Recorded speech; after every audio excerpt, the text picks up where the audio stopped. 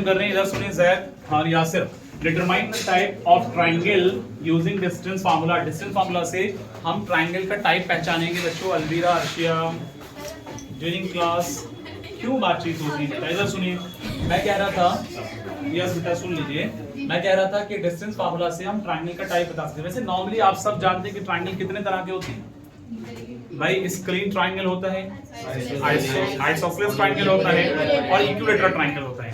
तो इसमें कंडीशन क्या है जोगिया कि जब तीनों की साइड अलग हो तो स्क्रीन है, दो साइड इक्वल हैं किसी भी ट्राइंगल में तो आइसोसेलेस ट्राइंगल है, तीनों साइड इक्वल है तो वो कौन सा है? इक्विलेटरल है। तो कहने का मतलब यहाँ पर यही है कि अब आपको देखना 3 points A, B, C are the vertices of an equilateral triangle. तो इस कंडीशन में तीनों साइड बराबर आएंगी, यानी तीनों के डिस्टेंस इक्वल आएंगे बच्चों। डायरेक्शन में तीनों के डिस्टेंस इक्वल आएंगे, ठीक है अबुतला, कैफ और रफात। और अगर पॉइंट्स A, B, C ये वर्टिसेस हैं आइसोसेलेस ट्राइंगल के, तो तब कोई भी दो वर्टेक्स यानी कोई भी दो एजेस का डिस्टेंस जब तो वो इक्वल होगा। AB बराबर BC होगा या BC के बराबर CO होगा या CA के बराबर AB होगा। ये पहचानना है। फॉर एग्जाम्पल कि आपके सामने एक ट्राइंगल नॉर्मली ऐसे बना हुआ है, अब ये A है, ये बच्चों B है, ये C है। मिसाल के तौर पे कि ये 2 3 आपका कोऑर्डिनेट है, ये 3 2 है और फिर उसके बाद ये 5 7 है। अब जब आपने A से B का डिस्टेंस निकाला यहां से यहां तक का, तो पता चला कि A से B का डिस्टेंस जो है फॉर एग्जाम्पल कि यहां पर X आ गया। और जब आपने B से C का निकाला तो इसका भी बच्चों सुनने की जरूरत है, X से मतलब कोई ना कोई कैलकुलेशन रहेगा। B से C का निकाला वो भी X आ गया, लेकिन जब आपने A से C का निकाला तो ये Y आ गया बच्चों। ऐसे समझ लो जरा। तो इसका मतलब यह है कि इस केस में अगर ऐसा होता है तो इस केस में AB बराबर BC है, तो आपने कंफर्म कर लिया कौन सा ट्राइंगल है। अब वो जरा कौन सा ट्राइंगल है? आइसोसेलेस ट्राइंगल है, इक्विलेटरल नहीं है, क्योंकि दो साइड के डिस्टेंस सेम आ रहे हैं। बुधना प्रेजेंट है आप बेटा, मेंटली प्रेजेंट रहना है। अब इसी तरह से मान लीजिए कि आपने एक ट्राइंगल ऊपर वाले को क्लियर कर देता हूं, आपने रखा है यहाँ पर PQR, इसके कोई भी कोऑर्डिनेट है, लेकिन यहां से यहां तक का डिस्टेंस जो है आपने फॉर एग्जांपल कि यहां पर P के शक्ल में निकाला और Q से R तक का ये भी P निकल रहा है, एक एग्जांपल है, और ये भी P निकल रहा है। जब इस केस में यहां से यहां तक का डिस्टेंस, यहां से यहां तक का डिस्टेंस, यहां से, तब तीनों के तीनों सेम आ रहे हैं यहाँ, तो वहां क्या होगा उमरा? इक्विलेटरल ट्राइंगल होगा, ठीक है। अगर मान लीजिए कि एक ट्राइंगल, तीसरी कंडीशन रहेगी, एक ट्राइंगल आपने ऐसे रखा, इसका नाम रखा प्यारे बच्चों, बात नहीं करो, DEF, यहां से यहां तक का डिस्टेंस X, यहां से यहां तक का डिस्टेंस Y, यहां से यहां तक का डिस्टेंस Z, तो तीनों के एजेस का डिस्टेंस अरफात अलग अलग है, तो वो कौन सा ट्राइंगल होगा? बोलो भाई, कौन सा ट्राइंगल होगा? Screen triangle. अरफात ट्राइंगल से बाहर ही जा रहे क्योंकि सुनना ही नहीं चाह रहे। ये बात मैंने कम से कम 2-3 बार रिपीट करी ना, है ना? हाँ वही गलत है, मैंने 2-3 बार रिपीट करी। अब ये बच्चा अगर सर्किल में चले जाएगा ट्राइंगल बताते वक्त तो फिर घूमते ही रहेंगे, है ना? यही होगा ना। तो इसलिए बेहतर है कि जब ट्राइंगल बताएं तो ट्राइंगल को सुनो, सर्किल बताएं सर्किल को। अरफत मैं कह रहा था कि कोई भी 3 ट्राइंगल को हम डिस्टेंस फार्मूले से पहचान सकते हैं बेटा। तो वहां पर अगर आपने यहां से यहां तक का डिस्टेंस निकाला, कोई भी जनरल ट्राइंगल आपके सामने, कोई कोऑर्डिनेट इसके होंगे, कुछ कोऑर्डिनेट इसके होंगे, ऐसे ही कुछ कोऑर्डिनेट इसका दे रखा हो, तो जब आप डिस्टेंस फार्मूले से यहां से यहां तक का डिस्टेंस निकालेंगे, मान लीजिए X आ रहा है, यहां से यहां तक निकाल रहे हैं तो Y आ रहा है, एक एग्जांपल है, एक्स वाई का मतलब कोई कैलकुलेशन है, कोई नंबर है यहाँ पर, ठीक है ऐसे, तो ये कोई Z आ रहा है, तो जब ऐसा होगा बेटा तो स्क्रीन होगा, ठीक है। और अगर तीनों के एजेस का डिस्टेंस यानी यहां से यहां तक, यहां से यहां तक, यहां से यहां तक सेम आता है तो इक्विलेटरल होगा। ट्राइंगल के अंदर कोई भी दो सेम आते हैं, एक अलग आ रहा है तो आइसोसेलेस होगा। सही है बच्चों। आगे बात करेंगे determining the type of the quadrilateral using distance formula.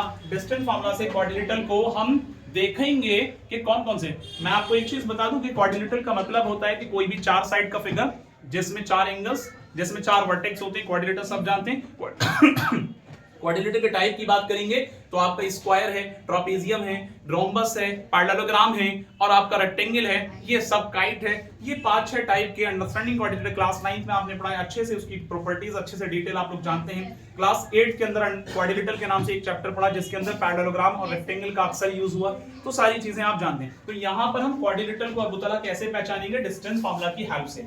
एक एग्जांपल के तौर पे कि ABCD जो है 4 वर्टेक्स हैं किसी भी क्वाड्रिलेटरल का। अब जैसे मैं एक रफली बना रहा हूं यहां पर बच्चों ABC और D। अब मैंने देखा कि मेरे भाई यहां पर फर्स्ट कंडीशन समझा रहा हूं, जरा गौर से सुनना सभी लोग। अलवीरा और अर्शिया कोई इंपॉर्टेंट बात हो तो हमें भी बताना। AB बराबर CD अगर होता है, यानी ये साइड इसके बराबर, और BC बराबर बच्चों क्या होगा DA, यानी ये साइड इसके बराबर होगा। फिर कह रहे हैं कि AC is not equal to BD। तो मेरे भाई इस बात से क्या समझ में आता है, जरा गौर से देखना मैं क्या बोल रहा हूँ। AB बराबर CD, ये साइड इसके बराबर, और BC बराबर प्यारे बच्चों DA के, क्योंकि इससे इसका डिस्टेंस यहां तक का निकाला, फॉर एग्जांपल 4 आया, यहां से यहां तक का निकाला वो भी 4 आ गया, जुबे यहां से यहां तक का निकाला वो 5 आ गया, यहां से यहां तक का निकाला वो 5 आ गया। क्लियर बेटा? तो ये दोनों इक्वल हो रहे हैं। तो अपोजिट साइड्स इक्वल कौन से क्वाड्रिलेटरल की होती हैं? पैरेललोग्राम की होती हैं। कौन से की होती हैं पुतला? पैरेललोग्राम की। तो इस केस में जब डिस्टेंस फार्मूला लगाएंगे तो वो ABCD पैरेललोग्राम होगा। बात समझ में? बाकी नॉट इक्वल कौन से हैं? एडजेसेंट वाले नॉट इक्वल हैं, यानी AC डायगोनल नॉट इक्वल है, सॉरी। अगर हमने डायगोनल का डिस्टेंस निकाला AC से BD का, तो ये दोनों नॉट इक्वल हैं, उस केस में पैरेललोग्राम बनेंगे प्यारे बच्चों। ये कुछ कॉन्सेप्ट हैं बड़े इंपॉर्टेंट, इसको याद रखना है, ये आपके लिए हेल्पफुल रहेगा। कभी कभी आपको मान लीजिए A का और C का डिस्टेंस दे दिया, तो कुछ बच्चे कह रहे हैं कि भाई डायगोनल के क्या मतलब है, हम तो राइट साइड का निकाल लेंगे। तो मान लो एक फिगर आपको दिया ABCD और उसमें A के कोऑर्डिनेट 2 3 और C के कोऑर्डिनेट 5 7 दे दिए। ऐसे ही B के कोऑर्डिनेट आपसे कह रहे हैं कि 2 6 और इसके कोऑर्डिनेट 9 5 दे दिए। अब है तो चारों के, लेकिन आपसे कहा जा रहा है कि इसके डायगोनल का डिस्टेंस निकाल के बताओ कि ये इक्वल है या नहीं है, और फिर ये कौन सा क्वाड्रिलेटरल बन रहा है। अगर क्वेश्चन में कह दिया तो क्वेश्चन ये हमें बता रहे कि अपोजिट साइड तो इक्वल, ये तो बेसिक सी चीजें सब जानते हैं। साइड का निकालेंगे इसका पहले, फिर आप इसका निकालेंगे, फिर इसका निकालेंगे, तो क्वेश्चन में टाइम कितना लगेगा। तो प्रॉपर्टी कौन सी अच्छी रहेगी? डायगोनल वाली, ताकि जब डायगोनल का डायरेक्ट डिस्टेंस निकालेंगे तो मेरे भाई A और C के कोऑर्डिनेट्स को पकड़ेंगे, डिस्टेंस फार्मूला लगाएंगे। ठीक है अलवीरा? B और D के कोऑर्डिनेट को पकड़ेंगे, डिस्टेंस फार्मूला लगाएंगे। अगर AC का और BD का डिस्टेंस अलग अलग आता है तो ये पैरेललोग्राम नहीं होगा, अगर अलग अलग नहीं आता, सेम आता है, तो ये पैरेललोग्राम हो जाएगा। Getting my point? सबका क्लियर है? ठीक है जिया। आगे देखिए, AB बराबर BC बराबर CD बराबर DA, यानी जब अगर किसी क्वाड्रिलेटरल का आंसर तो वहां पर चारों इक्वल है, AB बराबर BC बराबर CD बराबर DA, और उस केस में क्वाड्रिलेटरल का डायगोनल इक्वल नहीं है। तो एक बात जरा ध्यान रखना कि अगर चारों साइड इक्वल है और डायगोनल इक्वल नहीं है तो प्यारे बच्चों वो रोम्बस बनेगा। क्या बनेगा? रोम्बस बनेगा। ये बात सबको याद रखना है, क्योंकि रोम्बस के डायगोनल इक्वल नहीं होते, बल्कि उसके डायगोनल प्यारे बच्चों परपेंडिकुलरली बाइसेक्ट करते हैं। इस बात को सब लोग जानते हैं, इसलिए क्योंकि अंडरस्टैंडिंग कोऑर्डिनेट क्लास 8 में हम लोगों ने पढ़ा है कि रोम्बस के डायगोनल परपेंडिकुलर बाइसेक्ट, जिस जगह काटते हैं उस जगह इक्वल जाते हैं, आपस में बराबर होते हैं, बाइसेक्ट करते हैं और 90 डिग्री पर कटते हैं। ठीक है बच्चों? रोम्बस के भी और स्क्वायर के, लेकिन आपस में डायगोनल बराबर नहीं होते। तो चारों साइड के अगर इक्वल डिस्टेंस आएगा ज़ैब और अयान और फत, तो वहां पर प्यारे बच्चों वो रोम्बस कहलाएगा। तीसरा पॉइंट आपके लिए रहेगा, मैं ऊपर कर देता हूं थोड़ा सा, ठीक है? यहां जरा देखें थर्ड पॉइंट में आपसे कह रहे हैं बच्चों कि AB बराबर CD, कंडीशन क्या थी? AB बराबर CD और BC बराबर DA और AC बराबर BD। अगर मान लीजिए कि अपोजिट साइड्स का डिस्टेंस भी प्यारे बच्चों इक्वल आ रहा है और डायगोनल भी इक्वल आ रहे हैं, तो फिर वो होगा रेक्टेंगल। क्योंकि हमने रेक्टेंगल की प्रॉपर्टी, फिर वही बात कहूंगा, अंडरस्टैंडिंग क्वाड्रिलेटरल क्लास 8 का 3rd नंबर का चैप्टर है, उसमें हम लोगों ने पढ़ा है कि अगर किसी के अपोजिट पेयर इक्वल हैं और उसके डायगोनल इक्वल हैं तो दिस इज रेक्टेंगल। क्या है वो? रेक्टेंगल। याद रखना, तो वो बनेगा रेक्टेंगल। ये छोटी छोटी चीजों को याद रखना इंपॉर्टेंट कंसेप्ट है, क्योंकि इस पर बेटा एंट्रेंस में भी क्वेश्चन आएंगे क्वाड्रिलेटरल से, ट्रायंगल से, और आपके भी यहां भी आने वाले हैं। ठीक है? एग्जाम में तो आएगा एक। आगे देखते हैं 4th नंबर, अगर AB बराबर BC बराबर CD बराबर DA और इसके बाद AC BD आपको दे दिया, यानी चारों साइड बराबर होने के साथ साथ चारों डायगोनल भी बराबर हैं, तो उस केस में उसका डिस्टेंस सब वो स्क्वायर होगा। अब बच्चे कहेंगे कि फर्क कैसे निकालें? फर्क कैसे निकालें? ये तो सेम चीज है। तो मेरे भाई यहां पर ना स्क्वायर के अंदर जरा ध्यान से देखना, अपोजिट साइड्स नहीं कहीं, बल्कि इसमें ABCD अपोजिट है। मैं बना के दिखाता हूं एक बार, थोड़ा सा रेक्टेंगल और स्क्वायर का कॉन्सेप्ट क्लियर कर देते, क्योंकि सेम चीज नजर आ रही है। एक माइनर फर्क है रफा, ABCD।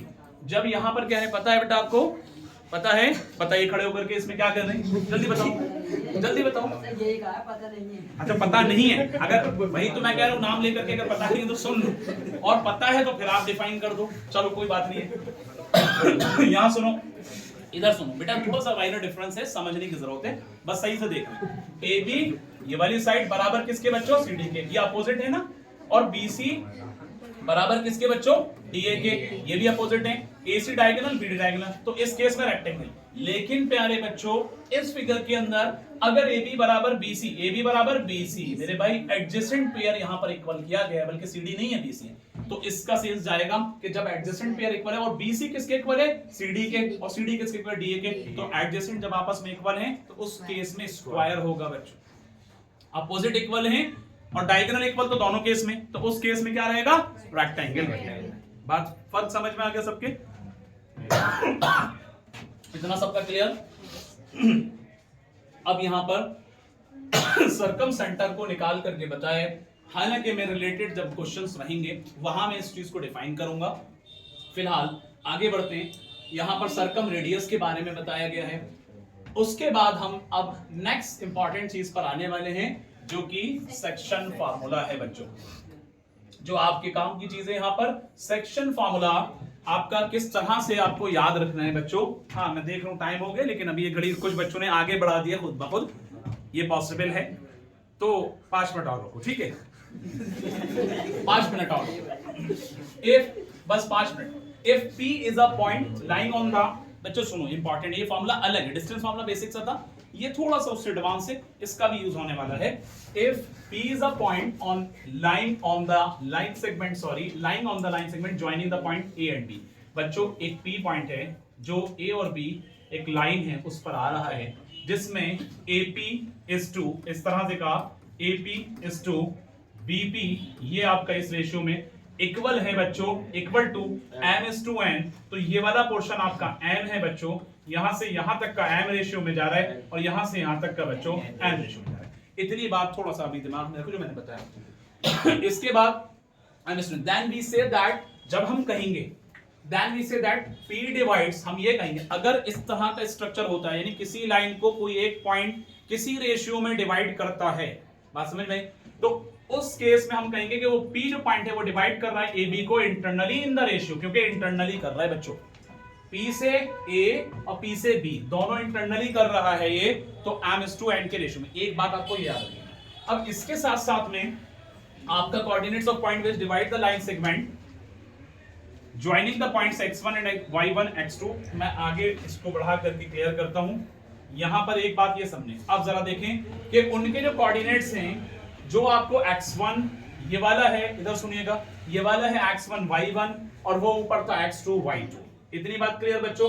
तो सेक्शन फार्मूले में मैं एक अपनी रफ लाइन बनाता हूं जो आप लोगों का थोड़ा सा समझ में आएगा। मैं एक बार बना के दिखाता हूं। फॉर एग्जांपल कि मैंने यहां पर इंटरनली इसको रखा है, मैंने नाम रखा AB और इस पॉइंट का नाम बेटा मैंने P रखा। ये M रेशियो में जा रहा है, ये N रेशियो में जा रहा है। A के कोऑर्डिनेट्स प्यारे बच्चों मैंने x1 और y1 रखे और B के कोऑर्डिनेट प्यारे बच्चों मैंने x2 y2 रखे। इतना समझो। अब सेक्शन फार्मूले को कैसे याद रखना है?